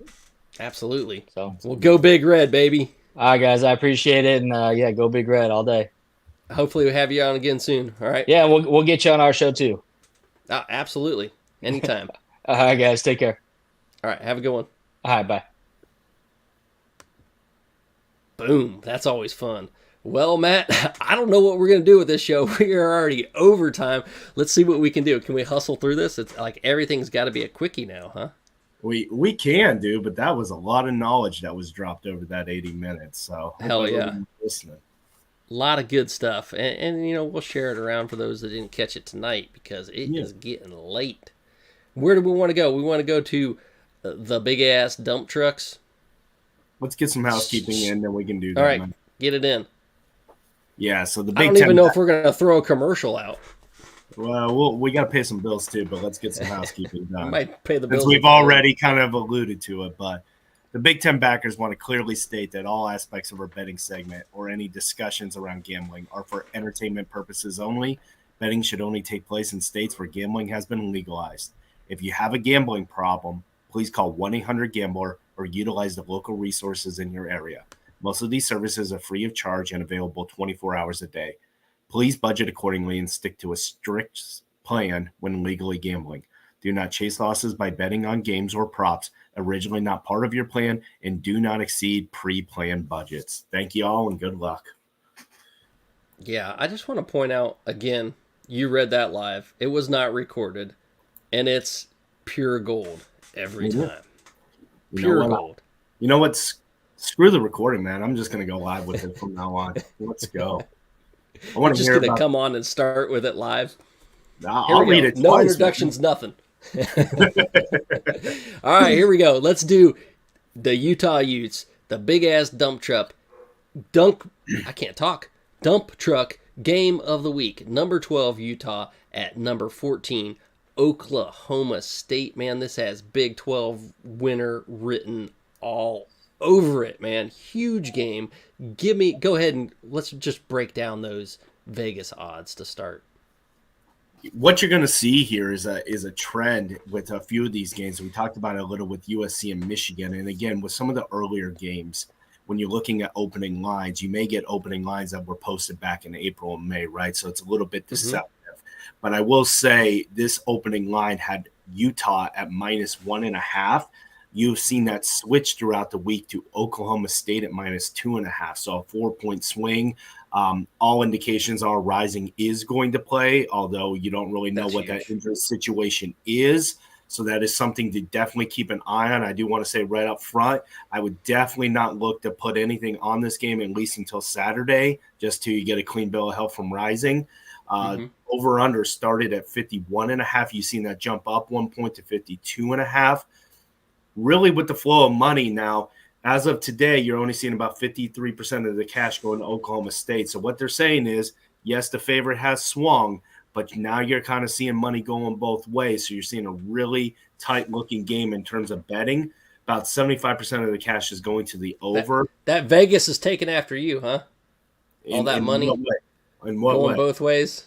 I'm not moving that 53%. Although I will say, I meant you're like a door that oscillates both directions. No. When you look over the stats and you got what you like, you got to stick with it. You can't waffle. And with that, I like when you see that there's one favorite and it switches to another. It tells you that they're thinking something, they know something. I'm going to lay the points. Give me the Cowboys. How about you? Lay the points. Give me the Cowboys. I'm with you. 18th in the nation, 42.7 points per game. The Cowboys have everyone returning, and compared to Utah, that's 30th in the nation at 36.7 points per game. That all sounds good for their identity of the Cowboys, but really their identity last year was Ollie Gordon, the Doak Walker Award winner in 2023, just pounding that rock. Well, this year he ain't pounding it too much. He's averaging 3.5 yards per carry, which isn't bad, but that's not Heisman caliber. He's got 216 yards in 3 games and 2 against nobodies in San Diego State and Tulsa. 49 yards and 53 yards in the last 2 games. Everyone on this team returned. I'm so confused. I don't know what's going on. But Alan Bowman, the quarterback, is stepping up. He almost has 1,000 yards passing on the season. 8 touchdowns, 2 interceptions, but that's okay. I don't know how you pick against Cam Rising and Kyle Whittingham, but obviously we both did. Can the Cam man play despite the injuries? All indications, like you said, are that he will. That Utah interior defense is blue collar, just like their square-jawed coach and Kyle Whittingham, and they can shut down this running game with Ollie Gordon. I just think with Alan Bowman playing the way he's playing, they're going to still be able to take over, even if they do shut down the Doak Walker Award winner Ollie Gordon, because he might have 2, 3, or 4 beers before the game. He could. And Utah, not the same team on the road as they are at home. Something to keep an eye on. Yeah, that home environment for Utah does make a huge difference, and it does every year. Yeah. All right, we got another big-ass dump truck show for you. I can't say truck today, but it's a big-ass dump truck game. Here we go. Tennessee at Oklahoma. This game is awesome to me. You just look at that picture, the clash of the colors, the orange of Tennessee with the maroon of the Sooners. Man, that game's going to be awesome. Going out to that stadium, been there before, and it is amazing. Norman, Oklahoma was beautiful, the campus, and everything about that game was awesome. They built onto the stadium since I've been there when Ohio State played them. I believe it was 2019. But man, I'm ready for this. Oklahoma's first SEC game of their entire program. That's a good point too. I didn't even put that together. Yes, it is, and what a one it is. Again, another funny spread where you saw this open at -3.5 in favor of Oklahoma. You have seen that swing entirely in favor of Tennessee, now being at -7. So a 10.5 point swing since that opening line with Oklahoma, now favoring the Volunteers. Over under started at 58.5. You've seen that drop to 57. That line swing or that spread swing is very indicative of where the cash is going. About 92% of the cash is going in favor of Tennessee. Over under, you're seeing just at 51%, so kind of a no-go there, pretty neutral. This is one where I think Tennessee is clicking on all cylinders right now. Is it sustainable? Time will tell. Not really sure, but I think right now they have the juice and the momentum. Oklahoma's doing what they have to do to win games. They played a pretty good game last week against Tulane, but again, time will tell with that Tulane team now with 2 losses already on the season. I say this -7. If you can get it, gobble it up as fast as you can. Lay the points, give me the Volunteers. How about you? I mean, this is classic where everyone in the SEC is ranked. Even the teams that sometimes would be considered lower ranked in the SEC are ranked high, like Tennessee, Oklahoma, 16 versus number 6 in Tennessee. That is not even the best rated teams in the conference. Not even close. I mean, it's getting a little ridiculous how they're rating the SEC because it's not going to hold up. It's, someone is overrated, obviously. The Sooners, though, have a host of players returning from injury. Wide receiver Nick Anderson, O-lineman Troy Everett. Honorable mention, all Big Ten cornerback Kendall Dolby is back, and another center, Brandon Hickman, is probable to play. So more protection for Jackson Arnold. He might have more time in the pocket, but he is going to need it because Tennessee, everyone thinks of as an offensive team. Well, guess what? Not this year. They got a great defensive line, and their defense is putting it together. My question to you is, that NC State game that they won, where they dominated NC State, I don't think NC State is as good as everyone projected it to be. The others were cupcakes, but Tennessee is just overpowering, dominating them. They got a good quarterback. They got a good offensive line. They got a good defensive line. This is a kind of a lot like what Michigan proved to everyone last year, and they ended up winning the national title. Man, I gotta go with Tennessee. Yeah, I agree. Where are they favored? -7 currently, and NC State. I anyone who wants to go back on the tape, I thought that they would put up a really competitive game against Tennessee. They did not, and then they struggled mightily the following week against Louisiana Tech. They did win, but they were down quite a bit in that game. So, who's to say what that NC State team is? But Oklahoma really struggled against a pathetic Houston team. So, time will tell. Yeah. Now we got to get around the Big Ten, and I'm losing my graphic here trying to find it. I don't know that I have the one that I need, so we're going to skip ahead and go with, boom, Boston College and Michigan State. We talked about it a little bit earlier. Anything that you want to add on this game? Not a ton. I'll just kind of give you the data and the points here. Spread is -6.5 in favor of Boston College. It's been that way all week, so no change. Over-unders at 45, dropped 0.5 point. So really no change with the spread, no change with the over-under. About 69% of the cash is favoring BC. You have seen a dramatic uptick as of probably the last 36 hours in the money flowing to the under, so you probably could see that drop maybe another point or so, about 95% of the cash over the last 36 hours. I look at this game. I thought Boston College played pretty well going to Columbia last week. Who really knows what you're going to get from that Missouri team? I think you hit the nail on the head with what you said in your last segment about all these ranked SEC teams. We really just don't know how good they really are. We're going to find that out in a few weeks. But Boston College has played Florida State and Missouri, and I know Florida State's 0-3, but they played some good teams. They're not playing cupcakes, that's for sure. Michigan State, I don't know what to read from them. And Childs with 6 interceptions on the year. I do not like quarterbacks in games like this that throw interceptions. Did you say he has 6 interceptions on the year? That was what I had just seen. Wow, yeah, that is pretty damn crazy. That's a lot of picks, man. And he's a young quarterback, so that if that's my apologies. I was laughing at the Michigan guy who has 6. He has 4. Davis Warren has 6.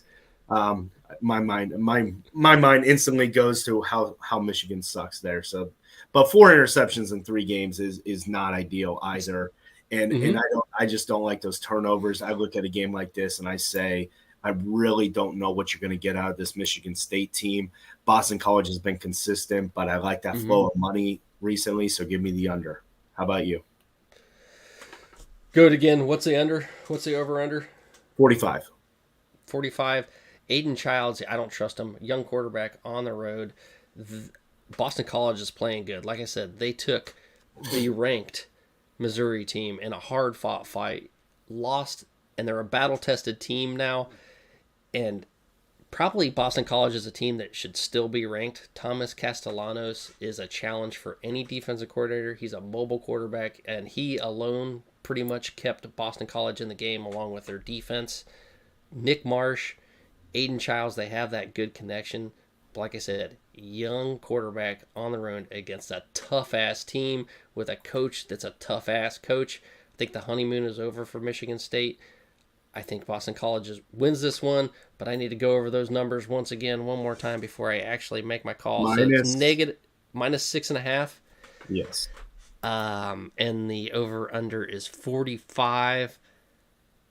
I'm going to have to say that Boston College covers. All right. Got you down for BC. Michigan State on the road. Lay them damn points. Now they have played it. They've already played at Maryland and did win, so they have played a road game this year. And this might backfire on me, but it's just a young quarterback on the road again. Boston College ain't no Maryland. Yeah, that's true. They're a different team this year. They're a tough-ass team. Coach O'Brien. He can do it. Coach O'Brien does it. All right. One I didn't get on there. I lost my graphic. We got Iowa at Minnesota. The Floyd of Rosedale. They're playing for the Pigs, baby. Who you got in this one? Tell me a little bit about the Vegas odds. So Iowa at -2.5. It has stayed there the entire week, so no change. And no shock to anybody who's listened to this segment over a year and a half, over-under started at 36.5. Holy shit. Surprise to no one, it has dropped to 35. So you've seen a 1.5 swing downward. About 82% of the cash going in favor of the Hawkeyes, about 90% of the cash going to the under. I do want to caution people. I've been riding the under train with Iowa for a while. They haven't hit the under, in fact, in any of their games this year. They've actually hit the over 3-0 on it. So they are actually producing a little bit more offense than what we're used to at Iowa. And they're letting more people score, too. I mean, they let Troy score a lot more points, 21 points. Agreed. This is not the defense of last year. Their defense last year was stifling, and their offense was atrocious. I think you've seen them elevate their offense a little bit, and I don't think their defense is as good as it was last year. However, I've just seen nothing from Minnesota. Yes, you had a nice win last week against Nevada, a team that has fought competitively against others, so that is nice. But until Coach Fleck can show it consistently within the Big Ten, I think Iowa winning this game by 3 points sounds completely logical to me. And with that, I lay the points. Give me the Hawkeyes. How about you?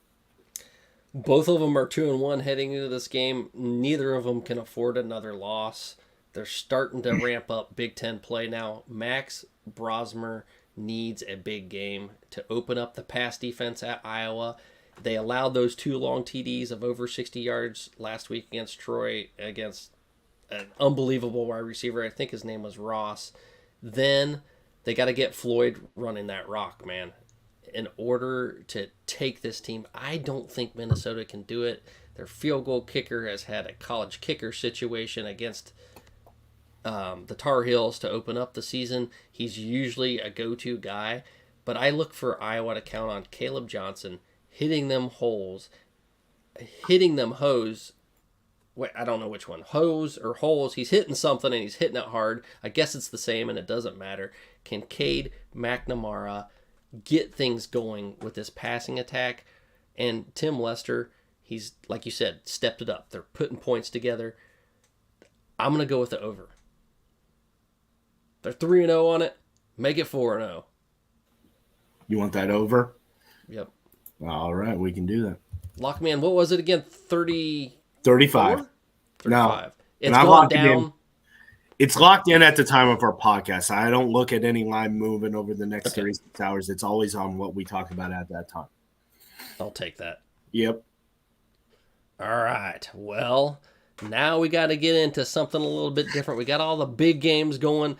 There are some, this was possibly a big game before. Rutgers at Virginia Tech. 2-0 Rutgers travels to 2-1 Virginia Tech. The first real test for Virginia Tech, or for Rutgers, after beating Akron and Howard.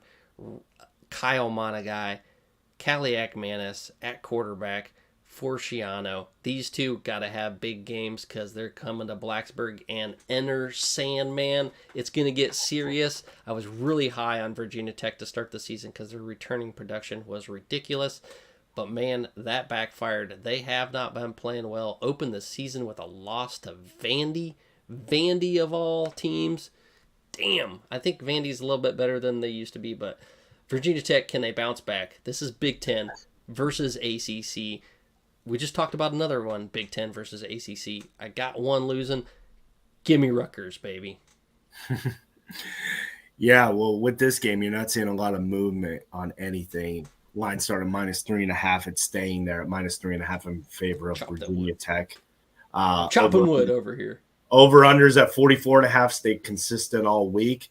And I will say one of the worst assignments I've been given this entire week was when you asked me to review stats of this game. It was absolutely atrocious. Saw nothing that's popping out. And again, we are still in September, everybody. So you got to be really mindful of who's played 3 games already, who's played 2. Obviously, go with averages, what teams have played, all this stuff. I look at this and I really say I don't know what you're going to get from either of these teams. Again, I like Vanderbilt. It's a fun story. Virginia Tech on paper should have beat Vanderbilt. There was no reason why that game what it was. They really struggled against a mobile quarterback there down at Vanderbilt. Rutgers, just not seeing, the offense is doing what it needs to do. But again, to put in perspective, when you're looking at all of this stuff, who have they really played? Howard, Akron. These offensive statistics aren't really going to give us a whole lot.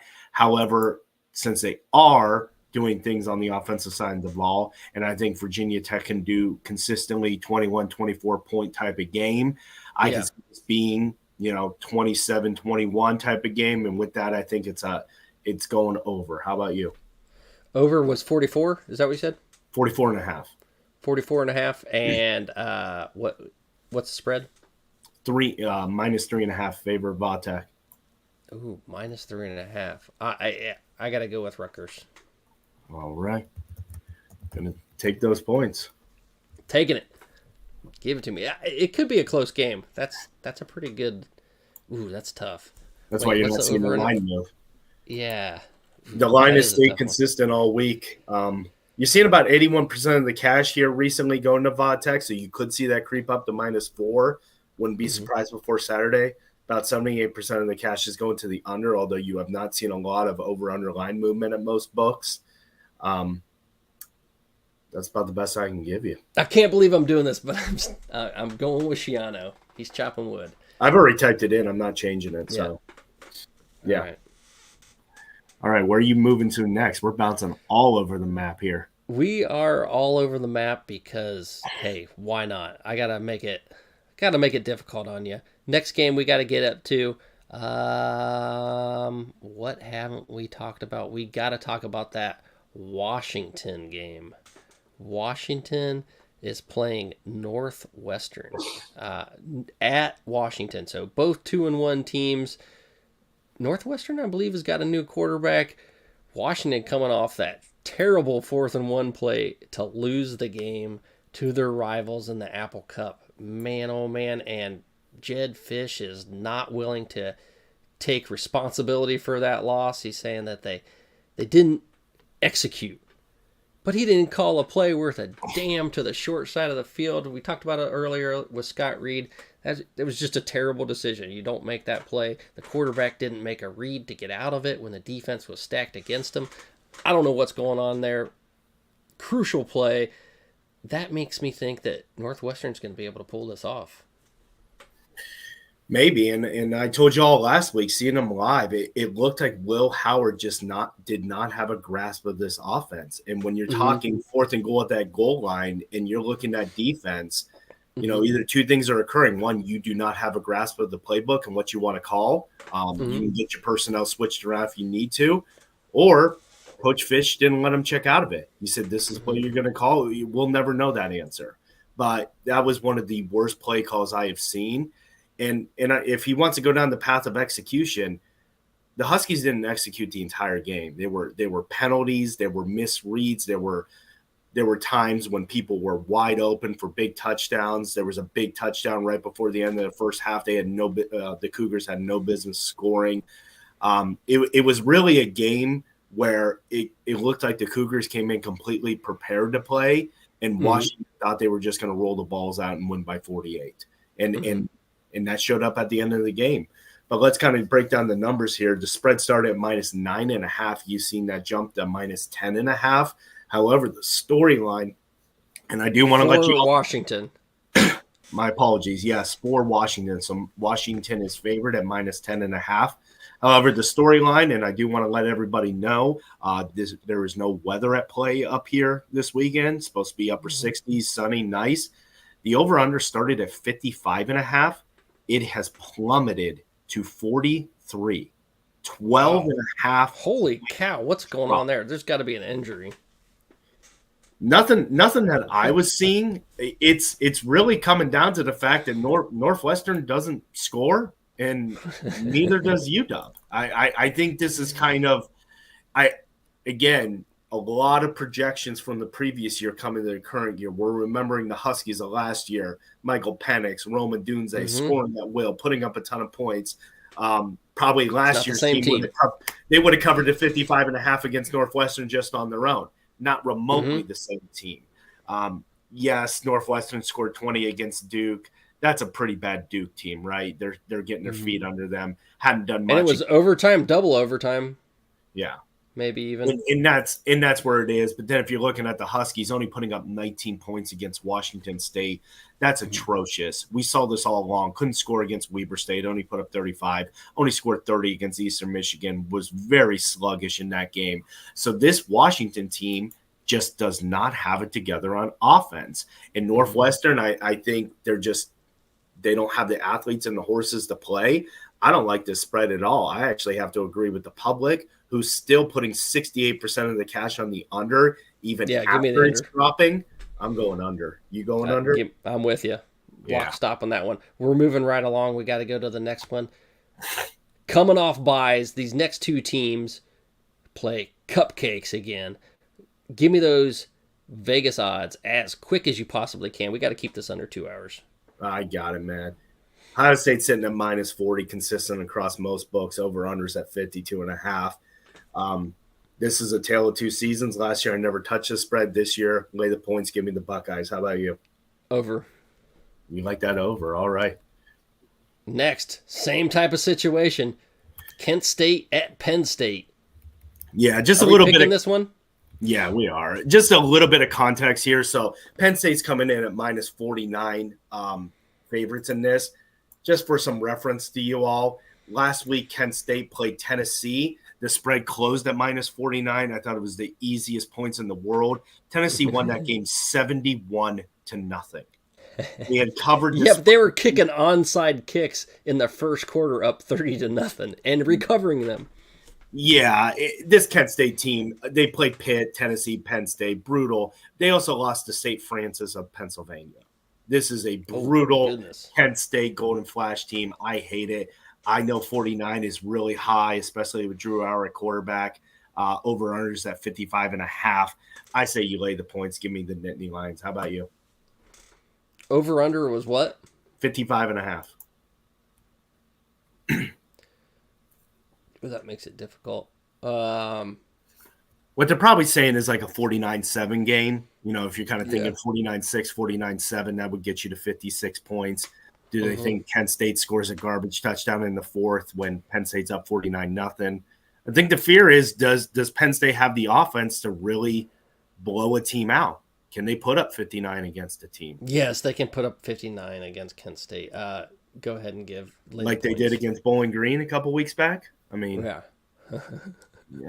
Bowling Green might be a little bit different. Kent State lost to who? Eastern St. Francis of Pennsylvania. St. Francis of Pennsylvania. That's not a joke. That is exactly even worse. Yep. All right, moving right along. This was gonna be an intriguing game, but UCLA, after getting spanked by Indiana, getting almost beat by Hawaii at Hawaii, it's even worse. They're going to Death Valley, one of the terrible, hardest places to play in the nation. And then next week, I believe it's next week, they turn around and have Oregon at home. Then they go to Penn State right after that. Brutal schedule. I don't have any faith in anything that UCLA is doing. I think that they're going to be the bottom feeder of the Big Ten. Give me those numbers. Let's pick them as quick as we possibly can. Yeah, LSU sitting at -24 right now. Over under at 56.5. Just for awareness, over under cash is sitting pretty flat there. LSU just is an enigma to me. I don't understand. If you actually look at what they've done, good game against South Carolina, obviously against USC, but really struggled against Nichols. And I'm not stuttering there. Nichols is who they played week 2.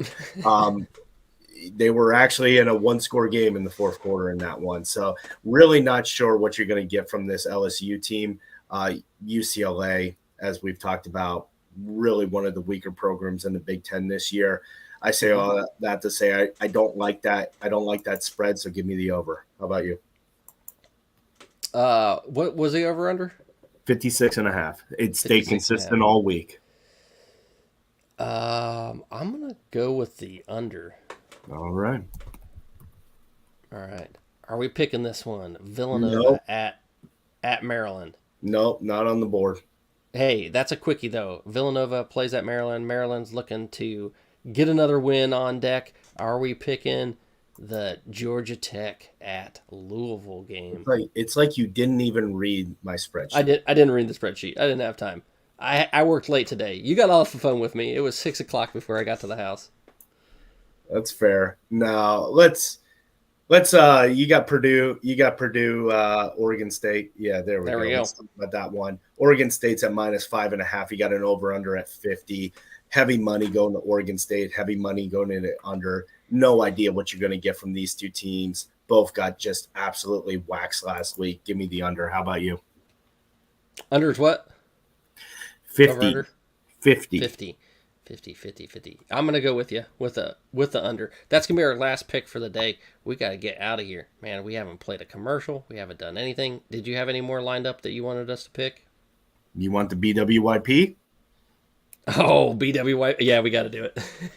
All right, I'll go super fast. You got this week the 1 and 2 Utah State Aggies at -6 traveling to Philadelphia to play the Temple Owls at 0 and 3. Got -6 in favor of Utah State. You got an over/under of 54. You did win last week, so you're 2 and 1.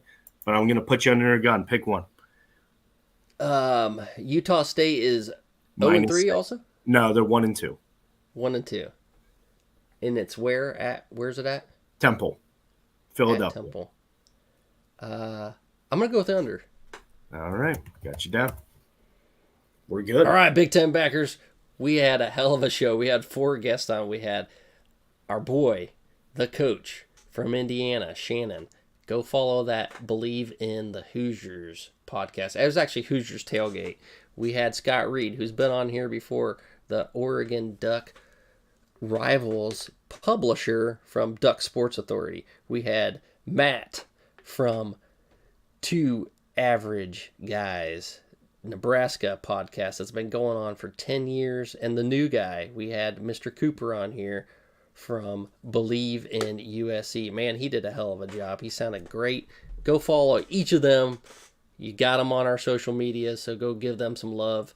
Thank you, Big Ten backers. Thanks for Vegas Matt for bringing the numbers to me, even though I didn't look at them like I was supposed to. Appreciate you. God bless you all. Good night. Have a wonderful college football weekend.